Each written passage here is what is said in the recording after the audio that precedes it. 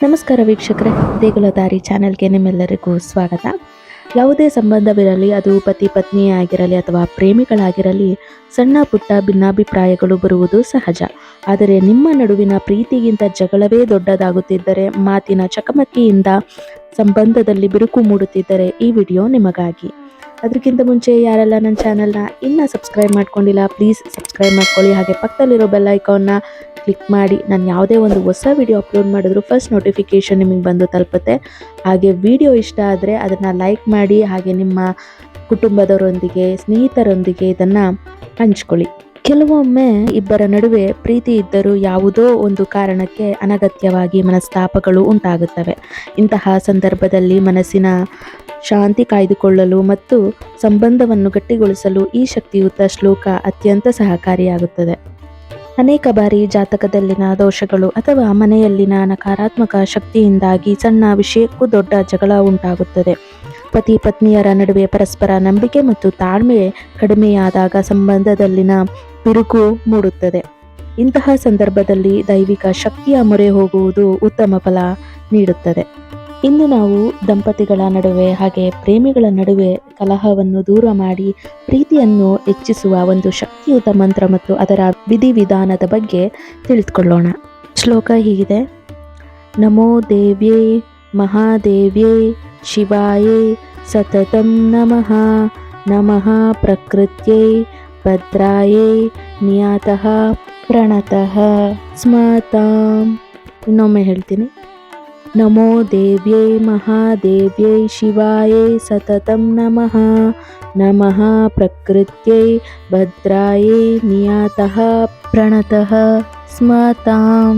ಈ ಮಂತ್ರದಲ್ಲಿ ನಾವು ದೇವಿಯನ್ನು ಪ್ರಕೃತಿ ಮತ್ತು ಮಂಗಳ ಸ್ವರೂಪಿಣಿಯಾಗಿ ಪೂಜಿಸುತ್ತೇವೆ. ಸಂಬಂಧದಲ್ಲಿ ಎದುರಾಗುವ ಅಡೆತಡೆಗಳನ್ನು ನಿವಾರಿಸಿ ಸುಖಕರ ಜೀವನ ನಡೆಸುವಂತೆ ಪ್ರಾರ್ಥಿಸುತ್ತೇವೆ. ಈ ಶ್ಲೋಕದ ಅರ್ಥ ಹೀಗಿದೆ: ನಮೋ ದೇವ್ಯೇ ಮಹಾದೇವ್ಯೇ ಅಂದರೆ ದೇವಿಗೆ ಮತ್ತು ಮಹಾದೇವನಿಗೆ ನಮಸ್ಕಾರಗಳು. ಶಿವಾಯೇ ಸತತಂ ನಮಃ ಅಂದರೆ ಸದಾ ಮಂಗಳವನ್ನುಂಟು ಮಾಡುವ ದೇವಿಗೆ ನಿರಂತರ ನಮಸ್ಕಾರಗಳು.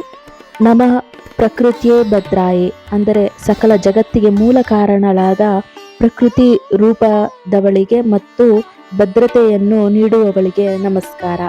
ನಿಯತಃ ಪ್ರಾಣತಃ ಸ್ಮತಾಂ ಪವಿತ್ರವಾದ ಭಕ್ತಿಯಿಂದ ನಾವು ಆಕೆಗೆ ಪ್ರಣಾಮಗಳನ್ನು ಅರ್ಪಿಸುತ್ತೇವೆ. ಈ ಶ್ಲೋಕದಲ್ಲಿ ದೇವಿಯನ್ನು ಶಿವಾಯೇ ಎಂದು ಕರೆಯಲಾಗುತ್ತದೆ. ಶಿವ ಎಂದರೆ ಮಂಗಳಕರ ಅಥವಾ ಶುಭ ಎಂದರ್ಥ. ಮನೆಯಲ್ಲಿ ಜಗಳಗಳು ನಡೆಯುತ್ತಿದ್ದರೆ ಅಲ್ಲಿ ಅಶಾಂತಿ ಇರುತ್ತದೆ. ಈ ಮಂತ್ರದ ಪಠಣೆಯಿಂದ ಮನೆಯಲ್ಲಿನ ನಕಾರಾತ್ಮಕ ಶಕ್ತಿ ದೂರವಾಗಿ ದಂಪತಿಗಳ ನಡುವೆ ಮಂಗಳಕರ ಭಾವನೆ ಮತ್ತು ಶಾಂತಿ ನೆಲೆಸುತ್ತದೆ. ಇನ್ನು ಈ ದೇವಿಯನ್ನು ಇಲ್ಲಿ ಪ್ರಕೃತಿ ಎಂದು ಸಂಬೋಧಿಸಲಾಗಿದೆ. ಪ್ರತಿಯೊಬ್ಬ ಮನುಷ್ಯನಿಗೂ ಒಂದು ಸ್ವಭಾವ ಇರುತ್ತದೆ. ಅಹಂಕಾರ ಅಥವಾ ಕೋಪದಿಂದ ಸ್ವಭಾವ ಕೆಟ್ಟಾಗ ದಂಪತಿಗಳ ನಡುವೆ ಭಿನ್ನಾಭಿಪ್ರಾಯ ಮೂಡುತ್ತದೆ. ಪ್ರಕೃತಿ ಸ್ವರೂಪಿಣಿಯಾದ ದೇವಿಯನ್ನು ಪ್ರಾರ್ಥಿಸುವುದರಿಂದ ನಮ್ಮ ಮತ್ತು ನಮ್ಮ ಸಂಗಾತಿಯ ಸ್ವಭಾವದಲ್ಲಿ ಮೃದುತ್ವ ಬರುತ್ತದೆ. ಪ್ರಣತಃ ಸ್ಮತಾಂ ಎಂದು ಹೇಳುವುದರ ಮೂಲಕ ನಮ್ಮಲ್ಲಿರುವ ಅಹಂಕಾರವನ್ನು ದೇವಿಯ ಪಾದದಲ್ಲಿ ಅರ್ಪಿಸುತ್ತೇವೆ. ಸಂಸಾರದಲ್ಲಿ ಜಗಳಕ್ಕೆ ಮುಖ್ಯ ಕಾರಣ ಅಹಂಕಾರ. ನಾವು ದೇವಿಯ ಮುಂದೆ ವಿನೀತರಾದಾಗ ನಮ್ಮ ಮನಸ್ಸು ಶಾಂತವಾಗಿ ಸಂಗಾತಿಯನ್ನು ಅರ್ಥ ಮಾಡಿಕೊಳ್ಳುವ ಶಕ್ತಿ ದೊರೆಯುತ್ತದೆ. ಪ್ರೇಮಿಗಳಿಗೆ ಮತ್ತು ದಂಪತಿಗಳಿಗೆ ಇದು ಹೇಗೆ ಸಹಕಾರಿಯಾಗುತ್ತೆ ಅಂತ ಅಂದರೆ, ಪ್ರೇಮಿಗಳ ನಡುವೆ ನಂಬಿಕೆಯ ಕೊರತೆ ಅಥವಾ ಸಂಶಯದಿಂದ ಜಗಳವಾಗುತ್ತಿದ್ದರೆ ಈ ಮಂತ್ರ ಪಠಣೆಯಿಂದ ಮನಸ್ಸಿನ ಗೊಂದಲಗಳು ದೂರವಾಗುತ್ತದೆ. ಇನ್ನು ಶ್ಲೋಕದ ಸಕಾರಾತ್ಮಕ ಕಂಪನಗಳು ಇಬ್ಬರ ನಡುವೆ ಪರಸ್ಪರ ಆಕರ್ಷಣೆ ಮತ್ತು ಪ್ರೀತಿಯನ್ನು ಹೆಚ್ಚಿಸುತ್ತದೆ. ಸಂಬಂಧದಲ್ಲಿ ನಾನು ಎನ್ನುವ ಅಹಂಕಾರ ಬಂದಾಗ ಜಗಳಗಳು ಹೆಚ್ಚಾಗುತ್ತವೆ. ಈ ಮಂತ್ರವು ನಮ್ಮ ಮನಸ್ಸನ್ನು ವಿನಮ್ರಗೊಳಿಸಿ ಎದುರಿಗಿರುವವರ ಭಾವನೆಯನ್ನು ಗೌರವಿಸುವಂತೆ ಮಾಡುತ್ತದೆ.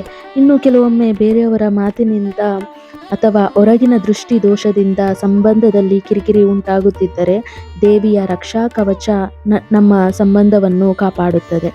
ಸಂಸ್ಕೃತ ಶ್ಲೋಕಗಳ ಶಬ್ದಗಳಿಗೆ ಒಂದು ವಿಶಿಷ್ಟವಾದ ಶಕ್ತಿ ಇದೆ. ಇದನ್ನು ಶ್ರದ್ಧೆಯಿಂದ ಪಠಿಸಿದಾಗ ಮನೆಯ ವಾತಾವರಣದಲ್ಲಿ ಪವಿತ್ರವಾದ ಕಂಪನಗಳು ಸೃಷ್ಟಿಯಾಗಿ ಮನಸ್ಸಿನ ಮೇಲಿರುವ ಒತ್ತಡ ಕಡಿಮೆಯಾಗುತ್ತದೆ.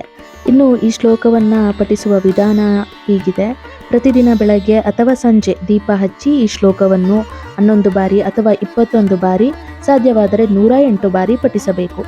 ಪಠಿಸುವಾಗ ನಿಮ್ಮ ಸಂಗಾತಿಯ ಅಥವಾ ಪ್ರೇಮಿಯ ಮುಖವನ್ನು ಮನಸ್ಸಿನಲ್ಲಿ ಸ್ಮರಿಸಿಕೊಳ್ಳುವುದು ಅಥವಾ ಅವರ ಫೋಟೋ ಮುಂದೆ ಕುಳಿತು ಜಪಿಸುವುದು ಹೆಚ್ಚಿನ ಫಲ ನೀಡುತ್ತದೆ. ಈ ಒಂದು ಶ್ಲೋಕವನ್ನು ಪಠಿಸುವ ಮೊದಲು ನನ್ನ ಮತ್ತು ನನ್ನ ಸಂಗಾತಿ ಅಥವಾ ಪ್ರೇಮಿಯ ಸಂಬಂಧದಲ್ಲಿರುವ ಅಶಾಂತಿ ದೂರವಾಗಲಿ, ನಮ್ಮ ಪ್ರೀತಿ ಸದಾಕಾಲ ಇರಲಿ ಎಂದು ಮನಸ್ಸಿನಲ್ಲಿ ದೃಢವಾಗಿ ಸಂಕಲ್ಪ ಮಾಡಿಕೊಳ್ಬೇಕು. ಈ ಸಂಕಲ್ಪ ಪ್ರತಿದಿನ ಒಂದೇ ಥರನೇ ಇರಬೇಕು. ಯಾವುದಕ್ಕೂ ಒಂದಿನ ಒಂಥರ, ಇನ್ನೊಂದು ದಿನ ಇನ್ನೊಂದು ಥರ ಸಂಕಲ್ಪ ಮಾಡ್ಕೊಳ್ಬಾರ್ದು. ಒಂದು ಸತಿ ಸಂಕಲ್ಪ ಮಾಡ್ಕೊಂಡ್ಮೇಲೆ ಪ್ರತಿದಿನ ಈ ಮಂತ್ರವನ್ನು ಪಠಿಸ್ಬೇಕಾದ್ರೆ ಅದೇ ಥರ ಸಂಕಲ್ಪನೆ ಮಾಡ್ಕೊಳ್ಬೇಕು. ಅದಕ್ಕೆ ನೀವೇನು ಮಾಡಬೇಕು ಅಂದರೆ, ಒಂದು ಪೇಪರ್ನಲ್ಲಿ ನಿಮಗೆ ಏನು ಕಾರ್ಯ ಆಗಬೇಕೋ ಅದನ್ನು ಒಂದು ಪೇಪರ್ನಲ್ಲಿ ಬರೆದು ಬಿಟ್ಟು ಇಟ್ಕೊಂಡು ಪ್ರತಿ ಸತಿ ಆ ಶ್ಲೋಕವನ್ನು ಹೇಳೋಕ್ಕಿಂತ ಮುಂಚೆ ಇದನ್ನು ಓದ್ಬಿಟ್ಟು ಶ್ಲೋಕವನ್ನು ಹೇಳಿದ್ರೆ ಸಾಕು. ಇನ್ನು ಮಂತ್ರದ ಜೊತೆಗೆ ನಿಮ್ಮ ಸಂಗಾತಿಯ ಮೇಲೆ ವಿಶ್ವಾಸವಿಡಬೇಕು ಮತ್ತು ಸಣ್ಣ ವಿಷಯಗಳಿಗೆ ಕೋಪ ಮಾಡ್ಕೊಳ್ಳೋದನ್ನು ಬಿಟ್ಟು ತಾಳ್ಮೆಯಿಂದ ವರ್ತಿಸಬೇಕು. ಪ್ರೀತಿ ಅನ್ನೋದು ದೈವಿಕ ಕೊಡುಗೆ, ಅದನ್ನು ಸಣ್ಣ ಪುಟ್ಟ ಜಗಳಗಳಿಂದ ಹಾಳು ಮಾಡ್ಕೊಳ್ಬೇಡಿ. ಈ ಮಂತ್ರವನ್ನು ಶ್ರದ್ಧೆಯಿಂದ ಪಠಿಸಿ ದೇವಿಯ ಅನುಗ್ರಹ ಪಡೆಯಿರಿ. ನಿಮ್ಮ ಸಂಬಂಧ ಹೂವಿನಂತೆ ಸುಂದರವಾಗಿರಲಿ. ಈ ಮಂತ್ರವನ್ನು ಇಂದಿನಿಂದಲೇ ಜಪಿಸಲು ಪ್ರಾರಂಭಿಸಿ. ಯಾರೆಲ್ಲ ಇಂದಿನಿಂದ ಈ ಮಂತ್ರ ಜಪವನ್ನು ಶುರು ಮಾಡ್ತಿದ್ದೀರೋ ಅವರು ತಪ್ಪದೇ ಕಮೆಂಟ್ನಲ್ಲಿ ಓಂ ಮಹಾದೇವಿಯೇ ನಮಃ ಎಂದು ಬರೆಯಿರಿ. ನಿಮ್ಮ ಒಂದು ಕಮೆಂಟ್ ನನಗೆ ಮುಂದಿನ ವಿಡಿಯೋ ಮಾಡಲು ಸ್ಫೂರ್ತಿ ನೀಡುತ್ತದೆ. ಈ ಮಾಹಿತಿ ನಿಮಗೆ ಉಪಯುಕ್ತ ಅನಿಸಿದ್ರೆ ಅದನ್ನು ಲೈಕ್ ಮಾಡಿ, ಹಾಗೆ ನಿಮ್ಮ ಸ್ನೇಹಿತರೊಂದಿಗೆ, ಕುಟುಂಬದವರೊಂದಿಗೆ ಈ ವಿಡಿಯೋವನ್ನು ಶೇರ್ ಮಾಡಿ. ಇಂಥ ದೈವಿಕ ಮತ್ತು ಆಧ್ಯಾತ್ಮಿಕ ವಿಷಯಗಳಿಗಾಗಿ ನಮ್ಮ ದೇಗುಲದಾರಿ ಚಾನಲನ್ನು ಸಬ್ಸ್ಕ್ರೈಬ್ ಮಾಡಲು ಮರೆಯಬೇಡಿ. ಮುಂದಿನ ಬಾರಿ ಮತ್ತೆ ಸಿಗೋಣ. ಅಲ್ಲಿಯವರೆಗೂ ಧನ್ಯವಾದಗಳು. ಶುಭವಾಗಲಿ.